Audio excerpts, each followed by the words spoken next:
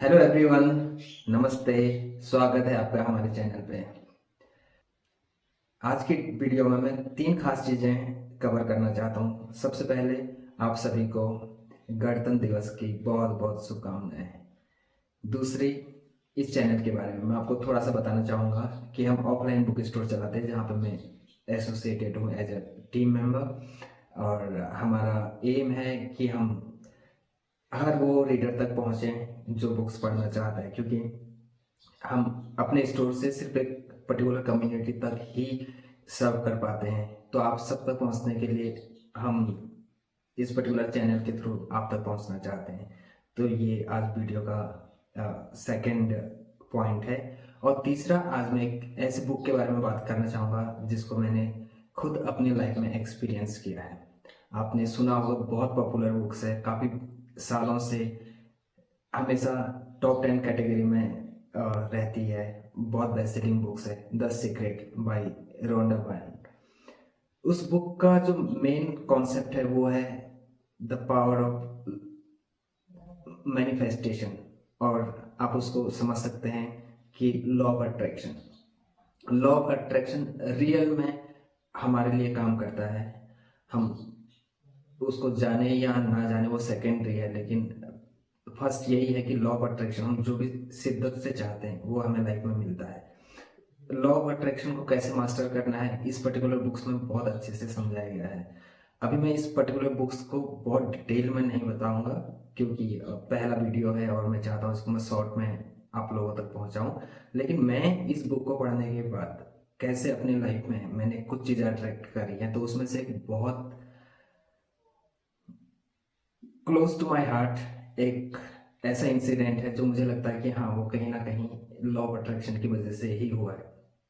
और वो है कि आज से 2 साल पहले एग्जैक्टली ऑन सेम डे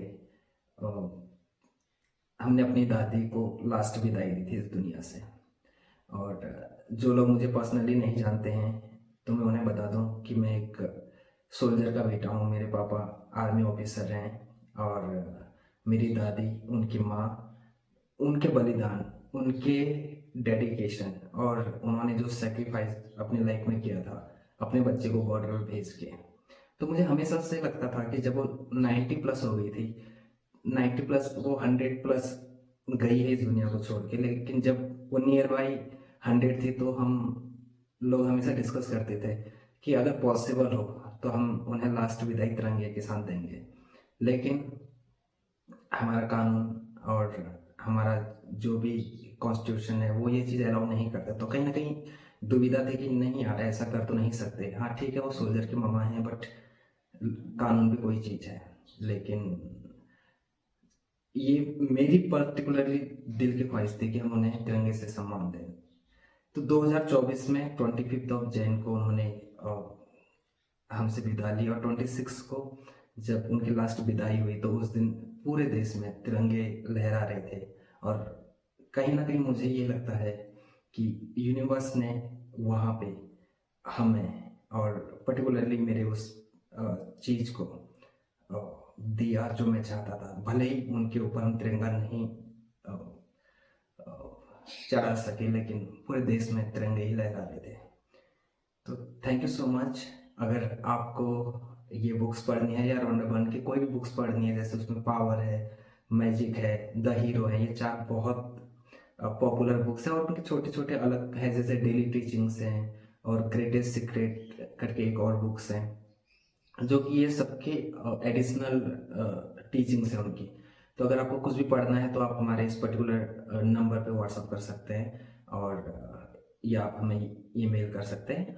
आप इंडिया के किसी भी कोने में हैं, हम आपको कोरियर करके आप तक को पहुंचाएंगे। और हमारा मेन मकसद यही है कि हम इंडिया में मैक्सिमम रीडर क्रिएट करें और जन जन तक पहुंचे।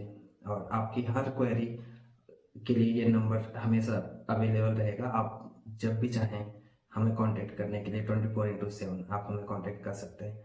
और आपकी कोई भी बुक्स हो हम आप तक पहुंचाएंगे। Thank you so much.